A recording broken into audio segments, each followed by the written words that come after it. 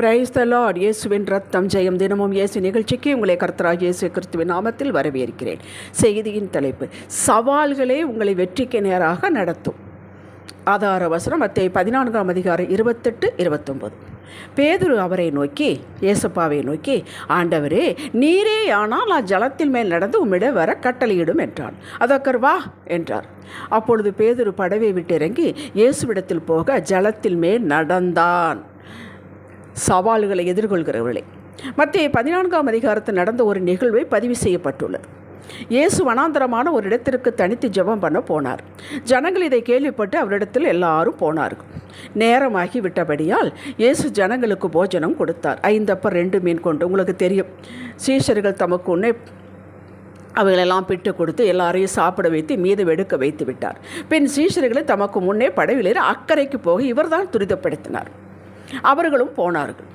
எதிர்காற்று அடித்தபடியால் படகு நடுக்கடலில் அலைகளினால் அலைவுபட்டது. முன்னையும் போக முடியல, பின்னையும் வர முடியவில்லை. இரவின் 4ஆம் ஜாமத்திலே இயேசு கடல் மேல் நடந்து அவரிடத்தில் வந்தார். சீசர்கள் பயந்தார்கள்.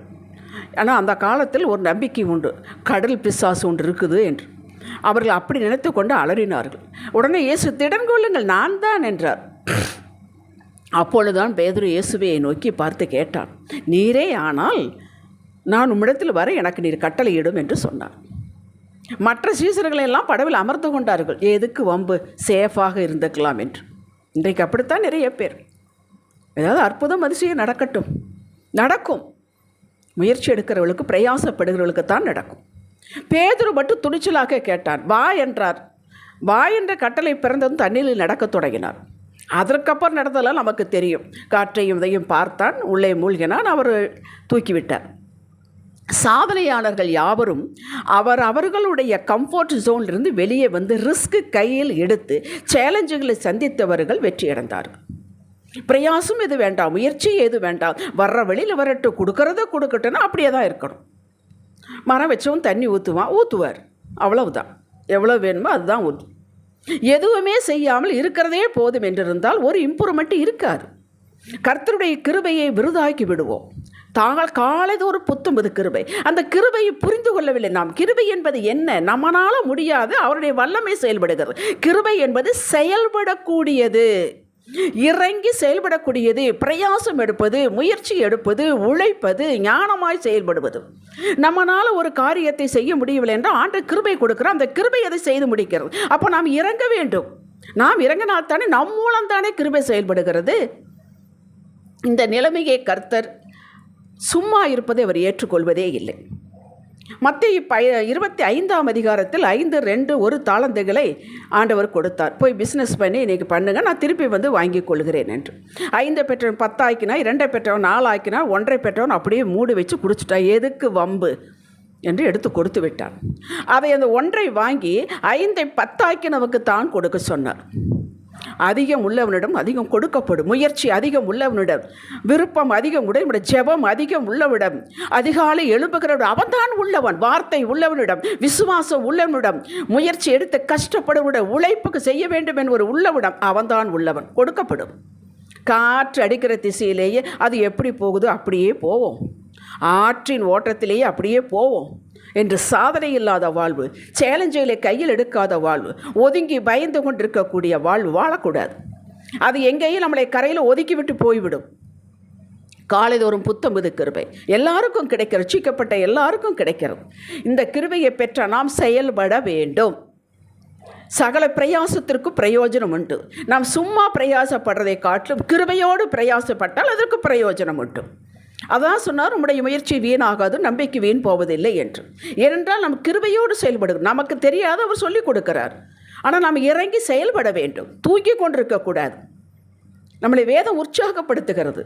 ஆரம்பம் அற்பமாக இருந்தால் முடிவு சம்பூர்ணம் என்கிறது. இதற்கு அடிக்கடி நான் கொடுக்கும் உதாரணம் விஜிபி பிரதேஷ் தான். அன்று ஒரு சாக்கு மூட்டையில் சாமான்கள் எடுத்துக்கொண்டு வள்ளியூர் சென்னைக்கு வந்தவர்கள். இன்று அவருடைய வளர்ச்சியை பாருங்கள். தமிழ்நாட்டில் எத்தனை % நிலம் அவரிடம் இருப்பது அவர்களுக்கே தெரியாது.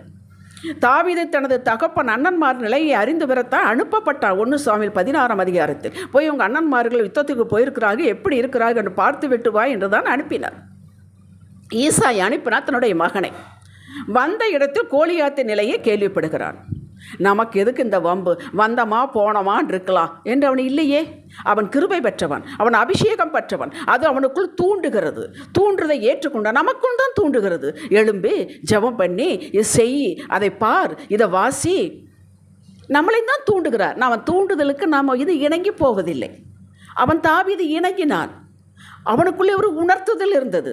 அண்ணன்மார்கள் நிந்தையாக பேசினார்கள். இந்த ஆட்டையெல்லாம் எங்கே விட்டு வந்தால் என்னுடைய பெருமை எங்களுக்கு தெரியும் என்று பேசுகிறார்கள். அவன் வந்ததுக்கு ஒரு முகாந்திரம் உண்டு என்கிறான். கேட்டீர்களா? ஒரு ரிஸ்கை எடுக்கிறான். சவாலை சந்திக்க ஆயத்தமாகிறான். அவனிடம் போர் பயிற்சி இல்லை, ஆயுதம் இல்லை, சரியான இராணுவ உடை இல்லை, அனுபவம் இல்லை. இந்த இல்லை, இத்தனை இல்லைகள் மத்தியிலும் அவனோட ஒன்று இருந்தது. அதுதான் விசுவாசம், அதுதான் கிருபை, அதுதான் தைரியம். என் தகப்பன் என்னோடு, என்னோட கர்த்தர் என்னோடு இருக்கிறார் என்ற கிருபையின் தைரியம் அவனுக்கு கொடுத்தது. அது போதுமே உலகத்தை ஜெயிக்கலாம். உங்களுடைய விசுவாசமே உலகத்தை ஜெயிக்கிற ஜெயம் என்று நம்மளை சொல்லவில்லையா? சர்வத்தை உள்ளடக்கிய தேவ பலம் இருக்கிறது. அவன் நம்பினான், செயல்பட்டான், வெற்றி அடைந்தான்.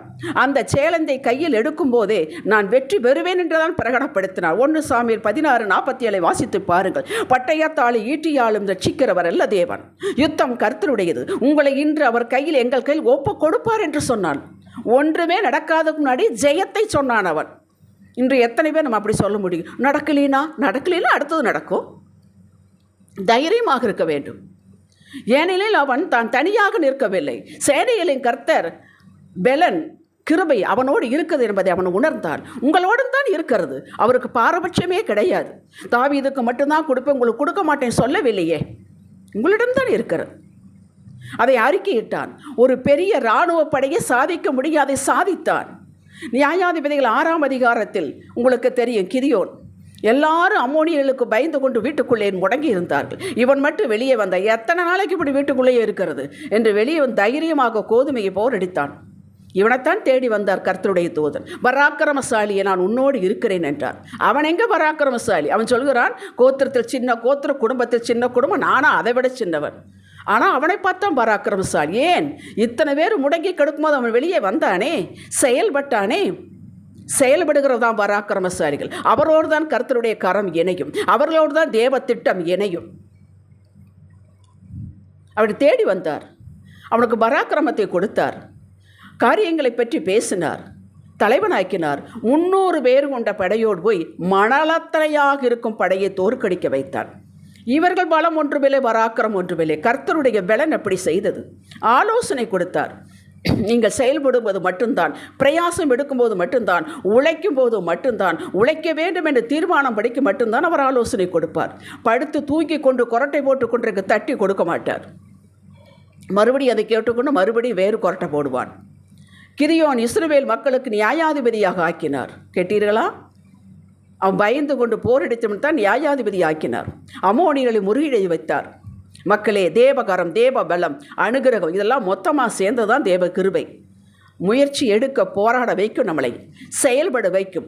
செயல்படக்கூடிய, மறுபடி திரும்ப திரும்ப சொல்கிறேன், கிருபை என்பது செயல்படும் தான் கொடுக்கப்படும். நாம் பெற்ற கிருபையை ஒரு 10,000 வாங்கி இன்றைக்கி சாயங்காலத்துக்குள்ளே செயல்பட்டால் தான் அந்த 10,000 செல்லுபடியாகும். இல்லை என்றால் நாளைக்கு அது செல்லுபடி ஆகாது என்ற நிலையில் அந்த 10,000 கட்டி வீட்டில் வச்சு படுத்திருப்பது போல செயல்பட வேண்டும். மக்களோடு தான் அது கிருபை இருக்கும். நீதிமொழிகள் 31ஆம் அதிகாரத்தில் பேசப்படும் இந்த ஸ்திரீ, 31ஆம் அதிகாரம் 10 to 31 வரை ஒரு ஸ்திரீயை பற்றி நீங்கள் வாசித்திருப்பீர்கள். அவள் எப்படி செயல்படுகிறாள் என்று வாசித்து பாருங்கள். அவளை வேதம் பாக்கியவதி என்று கூறுகிறது. சேலஞ்சை கையில் எடுக்கிறவர்கள் பாக்கியவதி. வெற்றி பெற்றவர்கள் பாக்கியவதி அல்ல, சேலஞ்சை கையில் எடுக்கிறவர்கள், பிரயாசம் எடுக்கிறவர்கள், முயற்சி எடுக்கிறவர்கள், தேவனோடு கருத்தை இணைந்து கொள்கிறவர். எனக்கு உதவி செய்யுங்கப்பா என்று சாஸ்காமாக தைரியமாக கேட்டு இறங்கிறவர்கள் தான் பாக்கியவதி, பாக்கியவான்கள். 1 கொரிந்தியர் 15:10 நீங்கள் வாசித்து பாருங்கள். உங்களுக்காக நான் வாசித்து காட்டுகிறேன். பவுல் எப்படி பிரயாசப்பட்டால் அதை சொல்லுகிறான் பாருங்கள். நான் அப்போஸ்தலர் எல்லாரும் சிறியவன், தேவனுடைய சபையை துன்பப்படுத்தினதுனாலே நான் அப்போஸ்தலர் என்று பெயர் பெறுவதற்கு பாத்திரன் அல்ல. ஆகிலும் நான் இருக்கிறது தேவ கிருபையினாலே இருக்கிறேன். கேட்டீர்களா? அவன் சபையை அழித்து கொண்டிருந்தான், துன்பப்படுத்தி கொண்டிருந்தான். அதனால் அப்போஸ்தலன் என்று பெயர் பெறுவதற்கு எனக்கு லாயக்கே இல்லை. ஆகிலும் நான் இருக்கிறேன் என்றால் அது தேவ கிருபை. என்னை மன்னித்தார், என்னை பலப்படுத்தினார், யூட்டர்ன் பேட் என்னை எடுத்துக்கொண்டார். எனக்கு அருளிய கிருபையை விருதாவாக இருக்கவில்லை, நான் வேஸ்ட் பண்ணவில்லை. அவர்கள் எல்லாரும் நான் அதிகமாய் பிரயாசப்பட்டேன். மற்ற எல்லா அப்போஸ்தலரை காட்டிலும் நான் அதிகமாக பிரயாசப்பட்டேன். ஜெயிலில் இருந்தான். இதில் சொல்லப்படவில்லை, அடுத்த வருஷம் சொல்லப்படுகிறது. ஜெயிலுக்கு போனான், கல்லடிபட்டான், எத்தனை வேதனைகள், எத்தனை கடலில் பிரயாசப்பட்டான். செத்து போயிடுவான் நிலை கூட வந்தது. பிரயாசப்பட்டேன், ஆகிலும் நான் இல்லை, என்னுடனே இருக்கிற தேவ கிருபை அப்படி செய்கிறது. அப்படி நீங்கள் பிரயாசப்படும்போது, உழைக்கும் பொழுது அந்த வேதனையெல்லாம் ஒன்றுமே தெரியாதுங்க கிருபை இருக்கும் பொழுது.